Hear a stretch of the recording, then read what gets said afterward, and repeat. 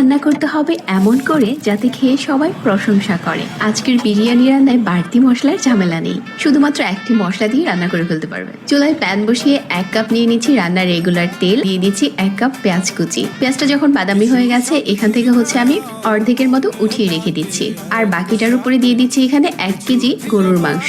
একটু নেড়েচেড়ে মিশিয়ে নিচ্ছি। আজকের রান্নায় বাড়তি মশলার ঝামেলা কমিয়ে দিয়েছে এসিআই পিওর শাহী বিরিয়ানি মশলা। এর জন্য আপনাকে এখানে এক্সট্রা কোনো মশলা দিতে হবে না, এমনকি আদা রসুন বাটাও লাগবে না। প্যাকেটে যে গুঁড়া মশলাটা ছিল ওইটা পুরোটা মাংসের উপরে ছড়িয়ে দিয়েছি, আর একটু নেড়েচেড়ে মিশিয়ে নিয়েছি।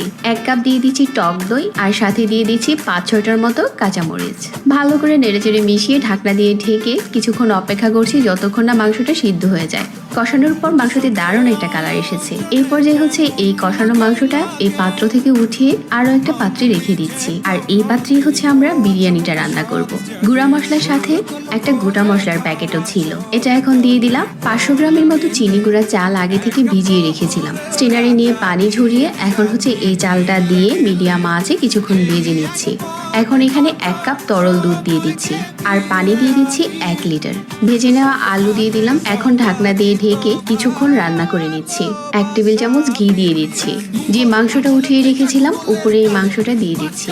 এখন এভাবে